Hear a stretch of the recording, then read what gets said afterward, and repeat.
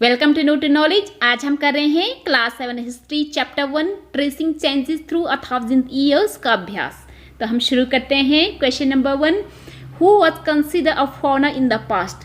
Past में means की history में फॉरेनर किसे बोला जाता था।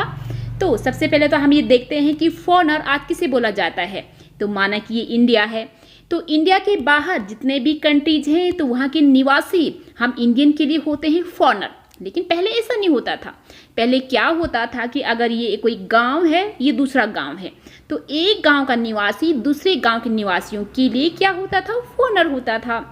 सिमिलरली अगर वो गांव का आदमी अगर शहर आ जाए या फिर शहर का आदमी अगर गांव चला जाए या फिर जंगल में चला जाए, तो वो शहर का आदमी गांव वालों के लिए और वनवासियों के लिए एक फॉरेनर होता था।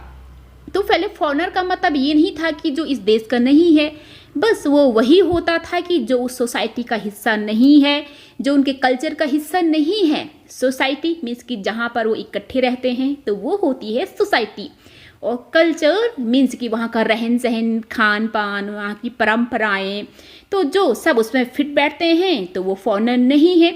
और जो उस सोसाइटी या कल्चर से बिलोंग नहीं करता है तो वो उनके लिए फॉरेनर होता था। सिंपल। तो इसके लिए 2 वर्ड्स उन्होंने यूज किए हैं, परदेसी या फिर अजनबी। अब हम आगे पढ़ते हैं कि स्टेट वेदर ट्रू और फॉल्स। तो हमें ये बताना है कि ट्रू है या फिर फॉल्स है। तो वेदर जो ये वर्ड है ना, ये तब पूछा जाता है जहाँ पर ऑप्शन होता है, मीन्स कि या तो हमें ट्रू बताना है या फिर फॉल्स बताना है।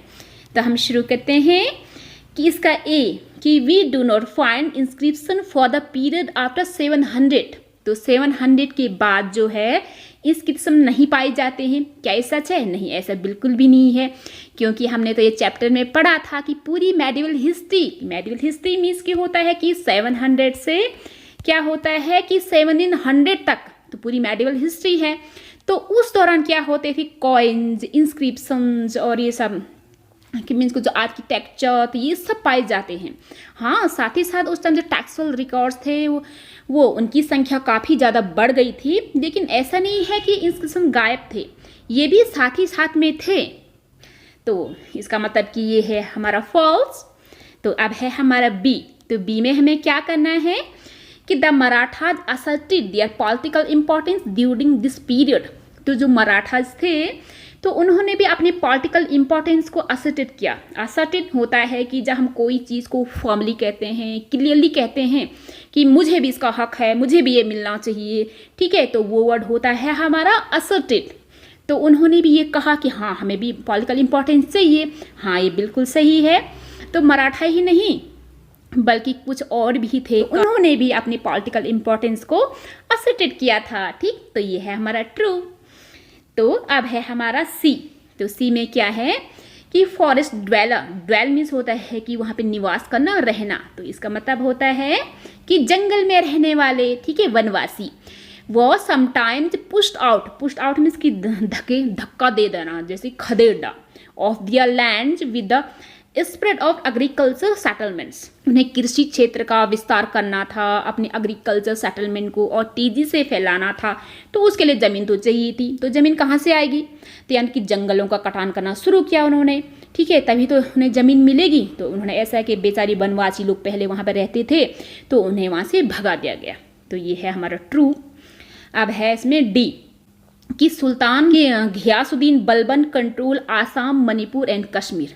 तो आपने ये ध्यान देना है कि आसाम, मणिपुर तो ये आता है हमारा नॉर्थ ईस्ट में, और कश्मीर ये आता है हमारा नॉर्थ वेस्ट में। तो क्या वहाँ पर उसका कंट्रोल था? तो नहीं था। वहाँ पर क्यों नहीं था? तो हम ये आपको ऐसा कहते हैं कि मैप से दिखाते हैं। जो घियासुद्दीन बलबन है उसका राज्य कहाँ से था, कहाँ से कहाँ तक था? तो वो ईस्ट के यहाँ से बंगाल से लेकर के एकदम वेस्ट तक, यहाँ तक कि अफगानिस्तान, गजनी तक उसका राज्य था। जहाँ पर भी ये 1, 2, 3 ये रोमन्स में लिखे हैं ना, तो वहाँ पर पूरा का पूरा एरिया में उसका राज्य फैला था, बिल्कुल यहाँ से लेकर के ईस्ट से लेकर के वेस्ट तक। और साथ ही साथ पूरी साउथ में भी उसका राज्य फैला था। साउथ को उस टाइम द्रविड़ बोला जाता था। तो आपने ध्यान दिया कि इस एरिया में क्या नहीं आता है, इस एरिया में ये वाला पार्ट नहीं आता है, मीन्स कि नॉर्थ ईस्ट नहीं आता है, जहाँ की आसाम, मणिपुर वगैरह 7 सिस्टर्स आप लोगों ने याद किया होगा, वो सब आता है। तो वहाँ पर उसका कंट्रोल नहीं था। साथ ही साथ जम्मू कश्मीर वाला एरिया इधर आता है हमारा नॉर्थ वेस्ट में, तो ये है हमारा नॉर्थ ईस्ट और ये वाला एरिया है नॉर्थ वेस्ट।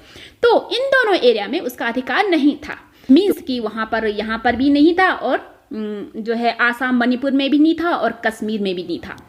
अब हम आगे पढ़ते हैं क्वेश्चन नंबर 3। तो क्वेश्चन नंबर 3 में हमें क्या करना है, fill in the blanks. Archives are place where, ठीक है, तो आर्काइव्स वो जगह होती हैं जहाँ पर कि क्या रखा जाता है, टेक्सुअल रिकॉर्ड्स मीन्स कि मैन्युस्क्रिप्ट्स। तो अभी भी क्या होता है कि हर एक देश के हर एक स्टेट के पास अपने अपने आर्काइव्स होते हैं जहाँ पर कि उनके अपने क्या होता है अकाउंट्स का लेखा जोखा रखा जाता है, या फिर कहाँ कहाँ कैसी लागत में वो बना है, कोई भी चीज़ कोई भी डेवलपमेंट वहाँ पर हुआ है, किसी को कुछ कर्ज देना लेना, तो ये सब जो है अकाउंट का लेखा जोखा वहाँ पर रखा जाता है। तो पहले भी ऐसा था कि आर्काइव्स में वैसे क्या रखे जाते थे, मैन्युस्क्रिप्ट रखे जाते थे। तो यहाँ पर है इसका ये है आंसर, ठीक। तो अब है हमारा B, was a 14th century chronicler. तो क्रॉनिकलर क्या होता है, तो आपने पहले इस वर्ड को ध्यान से देखना है। तो जहाँ पर अगर ये आर है, अगर इसे रिमूव कर दिया जाए तो ये बन जाता है हमारा क्रॉनिकल। तो क्रॉनिकल वो होता है वृत्तांत, वृत्तांत मीन्स घटनाक्रम, ठीक है। तो जो घटनाक्रम का जो जिक्र करता है मीन्स कि लिखता है, तो वो कहलाता है हमारा क्रॉनिकलर। तो ये क्रॉनिकलर था 14th सेंचुरी में, कौन था वो, जियाउद्दीन बर्नी। क्रॉनिकल उसने लिखा था, उसके 2 वर्जन लिखे थे उसने, क्योंकि उसको लगा होगा कि पहले वाला जो उसने वर्जन लिखा है उसमें कुछ त्रुटि रह गई है, इसलिए उसको दोबारा लिखने की जरूरत पड़ी। तो जब उसने दोबारा लिखा तो उसने कहाँ पर रख दिया उसे, आर्काइव्स में। लेकिन सबसे इंटरेस्टिंग बात तो ये है कि हमारे हिस्ट्रियन को उसके पहले वाले क्रॉनिकल्स के बारे में कुछ पता ही नहीं था। वो नए वाले यानी कि जो उसका सेकंड वाला उसका वर्जन था, उसी के बेसिस पर ही पास्ट की नॉलेज वो इकट्ठा कर रहे थे। तो अब जाकर के कई सालों बाद उसका फर्स्ट वर्जन मिला। तो वो कौन थे, तो वो थे हमारे जियाउद्दीन बर्नी, ठीक है। तो अब है हमारा सी। तो सी में हमें क्या करना है कि इसमें कुछ डॉट डॉट उन्हें दिए हैं कि वह some of the new crops introduce in the subcontinent during this period. कुछ ऐसे क्रॉप्स थे कि जो इस सब कॉन्टिनेंट में उस पीरियड के दौरान उनका प्रादुर्भाव हुआ, मीन्स कि उनका नॉलेज उन्हें मिला। आप लोग तो जानते हैं कि जो हमारा इंडियन सब कॉन्टिनेंट है, तो उसमें हमारे इंडिया के अलावा 9 और भी कंट्रीज हैं, जैसे कि पाकिस्तान, अफगानिस्तान, इधर अगर नॉर्थ में चले जाओ तो नेपाल, भूटान, चाइना, अगर हाँ साउथ में चले जाओ तो श्रीलंका वगैरह। तो ये सब यानी कि टोटल जो 10 कंट्रीज हैं वो मिला करके बनाते हैं हमारे इंडियन सब कॉन्टिनेंट। तो इस सब कॉन्टिनेंट में कुछ कुछ न्यू क्रॉप्स आई। तो पहले न्यू क्रॉप्स में तो उससे पहले क्या था, तो उससे पहले सिर्फ और सिर्फ यहाँ पे ना कुछ सीरियल्स थे। सीरियल्स मीन्स कि जैसे अनाज ही राइस वगैरह, राइस वीट था, तो ये सब नहीं था। तो इसमें मोस्टली आपने वही वाले क्रॉप्स को लिखना है, जैसे कि जो पटेटो, चिली, मेज, ठीक है, और चाय, कॉफ़ी, बीवरेजेस। तो आपने ध्यान दिया होगा कि ये सब स्टॉल में मिलते हैं। आज स्ट्रीट फूड होता है ना चटपटा, तो ये सब वहीं पे मिलता है। तो आपने इसी से याद रखना है इसको। जैसे पटेटो जो है कॉर्न भुट्टे हम खाते हैं, चिल्ली काफ़ी चिल्लीदार मसालेदार होते हैं, ये आलू की टिक्कियाँ, और चाय कॉफ़ी का टी स्टॉल होता है। तो ये सब जो है उसी टाइम इस सब कॉन्टिनेंट में बाहर से उनका इंट्रोडक्शन हुआ है, ठीक है। तो अब हम पढ़ते हैं क्वेश्चन नंबर 4। तो क्वेश्चन नंबर 4 में हमें क्या करना है कि list some of the technological changes associated with this period. तो उस पीरियड में कुछ टेक्नोलॉजी में भी कुछ चेंजेस हुए हैं। तो पहले तो बेचारे सबके सब हाथ से ही करते थे, टेक्नोलॉजी उतनी एडवांस नहीं थी। तो धीरे धीरे शुरू में क्या हुआ कि एक पर्शियन व्हील, इस तरीके का जो डायग्राम है जो बुक में आपने देखा होगा, तो पर्शियन व्हील था, यानी कि जो पारसी लोग यहाँ आए थे तो अपने साथ उन्होंने जो व्हील बनाने का आइडिया वो लोग जानते थे, तो उन्होंने यहाँ पर ही बनाया होगा। तो यहाँ के लोग भी सीख गए थे। तो धीरे धीरे करके वो चेंजेस यहाँ के लोगों ने भी सीखा और वैसे भी उन्होंने करना शुरू किया। तो वो कहाँ पे यूज होता था, इरिगेशन में। इरिगेशन मीन्स कि सिंचाई। तो सिंचाई में उसका यूज होता था, मीन्स कि जब कुएं से पानी निकालने में, जब वो टैंक वैंक बनाते थे तो व्हील का काफ़ी यूज होता था उसमें। तो सबसे पहले तो इरिगेशन में वो पर्शियन व्हील का यूज हुआ। और दूसरा कि स्पिनिंग व्हील। स्पिनिंग व्हील ये भी कुछ कुछ वैसे ही टाइप का व्हील है, जैसे आपने देखा हुआ ना, इस टाइप के होता है, यहाँ पे साइड होता है वो महात्मा गांधी का चरखा। तो खैर डायग्राम पे मत जाइए, बस आपने ध्यान दिया कि महात्मा गांधी का चरखा तो सब लोग जानते हैं। वीपिंग मीन्स बुनना, तो बुनने वाला जो व्हील होता है स्पिनिंग व्हील, तो उसका भी वहाँ पर ये देखने को मिला। और थर्ड है इसमें fire arm in combat. Combat होता है युद्ध, लड़ाई, फायर होता है आग, और आर्म जो होता है हमारे शस्त्र मीन्स कि हथियार। तो आग के हथियार मीन्स की गोला बारूद तोपें, तो युद्ध में उनका प्रादुर्भाव भी हुआ। मीन्स कि पहले तो तीर भाले तलवार से लड़ते थे, तो धीरे धीरे करके ये फायर आर्म का वहाँ पे इमरजेंसी भी शुरू हो गया था। तो अब है what were some of the major religious development during this period. उस पीरियड मीन्स जो मेडिवल हिस्ट्री है जिसका हम स्टडी कर रहे हैं, तो उस दौरान हमारे रिलीजियस में कौन कौन से डेवलपमेंट हुए हैं, तो ये हमें बताना है। तो यहाँ पर तो काफ़ी बड़ा सा उन्होंने जो आंसर दिया है, ऐसा नहीं है, तो हमें बस 2-3 इंपॉर्टेंट चीज़ें ही याद रखनी है। तो पहले तो हिंदुइज्म में हुई, ठीक है, और दूसरा यहाँ पे इस्लाम का वहाँ पे प्रादुर्भाव हुआ। तो हिंदुइज्म के दौरान जो है क्या क्या चेंजेस हुए हैं, सबसे पहले हमें ये ध्यान देना है। तो उस दौरान हिंदू में क्या हुआ कि नए नए देवी देवता यानी कि डीटीज क्यों वो लोग पूजा करने लगे, रहने के लिए जगह भी चाहिए, तो नए नए टेम्पल्स बनवाए गए। तो टेम्पल्स कौन बनाएगा, तो राजा लोग बनाएंगे, वेल्दी लोग बनाएंगे। तो रॉयल्टीज मीन कि राजा लोगों के द्वारा तो उन टेम्पल्स का कंस्ट्रक्शन करवाया गया। जब टेम्पल्स बनाए गए, वहाँ पे मूर्तियाँ रखी गई हैं, तो वहाँ पे पुजारी भी चाहिए। तो पुजारी के लिए क्या है कि उन्होंने जो पढ़े लिखे, जिनको संस्कृत का बहुत अच्छा नॉलेज था, वैसे ब्राह्मण को उन्होंने एज ए प्रीस्ट होता है पुजारी, ठीक है, तो उन ब्राह्मण को पुजारी के रूप में वहाँ मंदिर में रखा। तो वो प्रीस्ट लोग क्या करते थे कि राजा के द्वारा या फिर ग्रुप ऑफ पीपल्स के द्वारा बड़े बड़े जो काफ़ी टफ रिचुअल होते हैं, उनके अनुष्ठान, तो वो सब कराते थे, ठीक है। तो वो सब कराते थे, तो सब कुछ यहाँ तक कि जब राजा लोग युद्ध में जाते थे और हम जीतेंगे या हारेंगे तो कुंडली उनसे बनवाते थे। जो कुछ भी काम होता था सबके सब उन प्रीस्ट के पूछने पर ही होता था। सबसे डोमिनेंट ग्रुप था सोसाइटी में उस टाइम, वो था प्रीस्ट का, ठीक है। तो यहाँ तक कि जो नए नए राजा थे उनको भी प्रीस्ट की जरूरत थी, क्योंकि प्रीस्ट ही लोग थे कि जो पूरी सोसाइटी उन पर भरोसा करती थी कि प्रीस्ट जो कुछ बोलेंगे वही बिल्कुल सत्य है। जब प्रीस्ट लोग क्या करते थे कि बड़े बड़े धार्मिक अनुष्ठान कराया करते थे, तो लोग ये सब कुछ लोग क्या करते थे कि जो बेचारे साधारण लोग थे, एक तो इनमें बहुत ज़्यादा टाइम लगता था और ये काफ़ी टफ भी होता था, मीन्स कि काफ़ी फैनफुल होता था, जैसे कि भूखे रहना काफ़ी दिनों तक, या फिर एक ही टाइम खाना खाना, कड़ाके की सर्दी में भी सुबह सुबह नहाना, कुछ इस टाइप से कुछ और भी बहुत ही टफ रूल थे उनके, ज़मीन पे सोना वगैरह ना। तो इसमें काफ़ी पैसा भी लगता था, तो बेचारे कहाँ से लाएं। और जब वो ये धार्मिक अनुष्ठान कर रहे होते थे तो अपना उनका सारा कामकाज उस टाइम ठप पड़ जाता होगा। तो उन्होंने एक नई ट्रिक अपनाई। तो उन्होंने सोचा कि क्यों ना हम अपने ही तरीके से करें, जिससे कि हमें प्रीस्ट की भी जरूरत ना पड़े और ये रिचुअल की भी जरूरत ना पड़े। तो उन्होंने पर्सनल डीटी, जिस भी देवी देवता को सबसे ज़्यादा प्यार करते थे, तो उसने पर्सनल डीटी उसका नाम दिया है। इस देवी देवता अपने तरीके से पूजा करते हैं जिससे उन्हें प्रीस्ट की जरूरत नहीं पड़ती है, और ये जो स्पेशली जो रिचुअल परफॉर्म कराते थे उसकी जरूरत नहीं पड़ती थी उनको, ठीक है। तो इस दौरान हिंदुइज्म में ये चेंजेस हुए हैं। और दूसरा तो हम जानते हैं कि इस्लाम जो सबसे पहले जो वो मर्चेंट लोग थे या माइग्रेंट लोग थे, माइग्रेंट में से यहाँ वहाँ जो भ्रमण करते हैं उन्हें माइग्रेंट बोला जाता है, तो अपने साथ साथ तो कुरान को भी लेकर आए थे यहाँ पर। और सबसे बड़ी बात है कि यहाँ के जो रूलर थे उन्होंने उनको बढ़ावा दिया। और अब है यहाँ पर क्वेश्चन नंबर 6। तो क्वेश्चन नंबर 6 में हम क्या पढ़ते हैं कि in what ways has the meaning of the term Hindustan change over the centuries. Centuries means कि इन कई 100 सालों के दौरान क्या हुआ कि जो हिंदुस्तान जो शब्द है उसके मीनिंग में कैसे कैसे चेंजेस हुए हैं, किन किन तरीक़ों से चेंजेस हुआ है। तो सबसे पहले तो हम ये जानते हैं कि हिंदुस्तान का मतलब आज हम क्या समझते हैं कि हमारा इंडिया, हमारा कंट्री, ठीक। लेकिन पहले ऐसा नहीं था। तो पहले क्या था कि सबसे पहले एक पर्शियन क्रॉनिकलर था। वो क्रॉनिकलर मीन्स कि जो कोई वो लिखता है, वृत्तांत लिखता है, उसे क्रॉनिकल बोला जाता है। तो उसका नाम था मिहानजी सिराज। तो सबसे पहले उसने हिंदुस्तान वर्ड का जिक्र किया था। तो उसने हिंदुस्तान वर्ड का जो जिक्र किया था, तो उसने क्या किया था कि जो पंजाब हरियाणा का जो लैंड है और साथ ही साथ गंगा यमुना के बीच जिसे दोआब बोला जाता है, तो वो वाले लैंड को उन्होंने हिंदुस्तान, दिल्ली सुल्तान के अंडर में था। वो वाला लैंड काफ़ी फर्टाइल था, ठीक है। तो जैसे जैसे क्या हुआ कि दिल्ली सल्तनत फैलती गई, ठीक है, तो हिंदुस्तान वर्ड्स भी फैलता गया। तो ऐसा हुआ। तो उसके बाद क्या हुआ कि एक पोइट था अमीर खुसरो। पोइट मीन्स जो कविताएं लिखता है, तो उन्होंने भी अपनी कविता में हिंद वर्ड का उन्होंने जिक्र किया है, ठीक है। तो उन्होंने क्या जिक्र किया है, एक इंडस रिवर है, तो वहाँ के आसपास के जो लोग थे, वहाँ पे कल्चर था, तो उसको उन्होंने हिंद बोला है।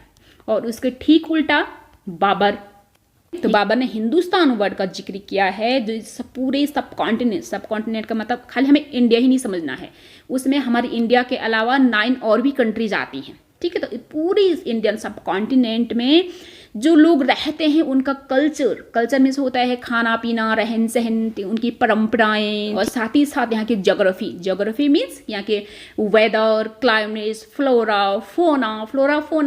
फोना बोला जाता है पूरा एनिमल किंगडम मीन्स कि छोटी सी वायरस से लेकर के एकदम मैमल्स तक सब कुछ फोना में आ जाता है।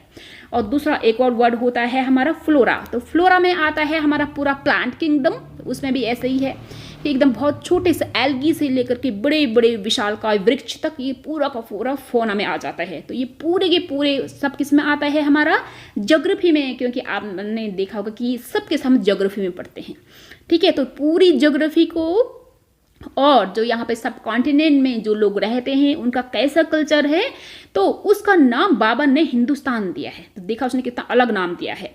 तो आज जो है हम ये हिंदुस्तान वर्ड को यूज करते हैं, वो किस वजह से करते हैं कि पॉलिटिकल एंड नेशनल मीनिंग से। पॉलिटिकल मीन्स कि पूरा का पूरा हमारा कंट्री है, यहाँ तक हमारा हक है, ये पूरा एक नेशन है, हमारा नेशन है, इस तरीके से। तो अब हम आगे पढ़ते हैं कि हाउ वॉज अफेयर्स ऑफ जाति रेगुलेटेड। आपने ध्यान दिया होगा अफेयर्स मीन्स होता है काम काज, काम धंधा, ठीक है। जाति क्योंकि उस टाइम जो ग्रुप ऑफ पीपल्स थे उसमें काफ़ी डिफरेंसेस पैदा हो गए थे लोगों के बीच में, तो अलग अलग जातियाँ थी। तो उन जाति को कैसे रेगुलेट मैंने कैसे कंट्रोल किया जाता था, उनका काम धंधा किस तरीके से चलता था कि उनके ग्रुप बना रहे आपस में। तो क्या करते थे कि उस जाति के जो बड़े बुजुर्ग लोग होते थे तो आपस में मीटिंग क्या करते थे, असेंबली क्या करते थे। तो जो बड़े बुजुर्ग लोग होते थे तो वही उस जाति के लिए कुछ रूल एंड रेगुलेशन को कुछ फ्रेम करते थे। फ्रेम मीन्स कि इस जाति के लोग एक दूसरे से किस तरीके से बिहेव करेंगे, कैसे कंडक्ट करेंगे, ठीक है। तो उनके स्पेशल रूल होते थे। और साथ ही साथ अगर वो जाति किसी गांव में रहती है तो उस गांव के रूल को भी उन्हें मानना पड़ता था, क्योंकि हम लोग तो ये जानते हैं कि एक गांव में अनेकों जाति रहती हैं, ठीक है। तो उन अलग अलग जातियों को एक तो अपने जाति के नियम कानून भी मानने होते हैं, और दूसरा उस पूरे गांव में कैसा शासन चलता है, मीन्स उस गांव में जो आजकल जो प्रधान होते हैं वैसा। तो पहले जो चिफ्टन होते थे, सामंत लोग हुआ करते थे, तो वहाँ पे गवर्न करते थे, उनका शासन था, तो वो पूरे गांव को रेगुलेट करते थे ना, तो उन्हें उनका भी वो हुक्म मानना पड़ता था, जैसा वो चाहें अपने गांव में वैसा उनको सब करना पड़ता था। तो अब है आगे कि what does the term pan regional empire mean. तो पैन रीजनल क्या होता है? पैन रीजनल तो माना कि ये हमारा कंट्री है, खैर आप डायग्राम पे मत जाइएगा, मैं खाली ऐसे ही समझाने के लिए बता रही हूँ। तो ये सब कॉन्टिनेंट है, तो इसमें जगह जगह अनेकों पार्ट्स थे। तो अनेकों पार्ट्स में क्या थे ना कि अलग अलग अलग छोटे बड़ी छोटी बड़ी छोटी बड़ी अपना अपना साइज था सबका, है ना। तो हर एक पार्ट में अपने अपने डायनेस्टीज थी, मीन्स कि राजवंश थे। तो वो क्या करते थे कि अपना राज्य विस्तार के लिए क्या करते थे कि पड़ोसी राज्य पे कब्जाना चाहते थे। एक तो उनका भूमि बढ़ जाता था, उनका पैसा पाई सब कुछ बढ़ जाता था उससे, और साथ ही साथ लोग उनसे डरते भी थे, उनसे कोई इजीली टक्कर नहीं लेता था। तो इस चक्कर में वो अपना जो है राज्य का विस्तार करते थे। तो धीरे धीरे करके क्या हुआ कि कुछ कुछ वंश ऐसे आए हैं, जैसे कि चोलाज आए हैं, मुगल्स आए हैं। तो उन्होंने अपने रीजन काफ़ी बड़ी एरिया में फैला दिया, छोटे छोटे अनेकों राज्य सब उसी के अंडर आ गए, ठीक है। तो पूरा जो काफ़ी बड़े एरिया में फैला हुआ होता था तो उसको बोला जाता था पैन रीजनल एम्पायर। तो इस एग्जाम्पल उन्होंने यहाँ पे बताए हैं, ठीक है। देखिए चोलाज हैं, खलजीज, तुगलक्स, मुगल। तो अब हम आगे पढ़ते हैं कि what are the difficulties historian face in using manuscripts. तो मैन्युस्क्रिप्ट्स पहले इसका मतलब क्या होता है कि मैन्यू मीन्स होता है हाथ, स्क्रिप्ट्स मीन्स होता है लिखा हुआ, यानी कि हाथ से लिखा हुआ। तो उसमें क्या क्या प्रॉब्लम आ सकती हैं, तो हम लोग तो जानते हैं कि हाथ से लिखे हुए में कितनी प्रॉब्लम आती हैं।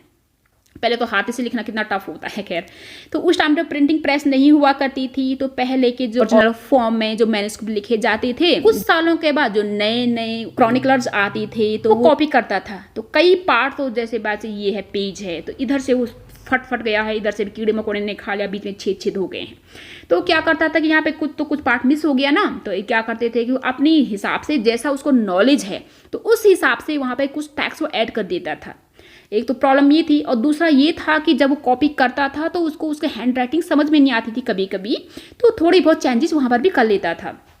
तो इस तरीके से क्या हुआ कि ऐसा एक बार नहीं, कॉपी से कॉपी, कॉपी से कॉपी, अनेकों कॉपियाँ होती गई, ठीक, कि उनका चेंजेस इतना ज़्यादा हो गया कि जो उनका ओरिजिनल फॉर्म में जो मैन्युस्क्रिप्ट था, जो एकदम नए फॉर्म में जो आया, उससे एकदम पूरी तरह से अलग हो चुका था।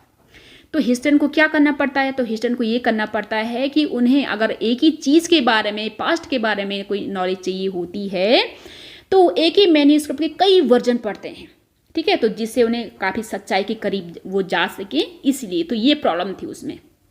तो सब, और दूसरी बड़ी ये प्रॉब्लम भी है कि जो ओरिजिनल जो है मैन्युस्क्रिप्ट था, तो वो अब बहुत ही कम मिलता है, क्योंकि हम लोग जानते हैं कि वो तभी सड़ गल गया था जब उन्होंने उसे कॉपी किया था।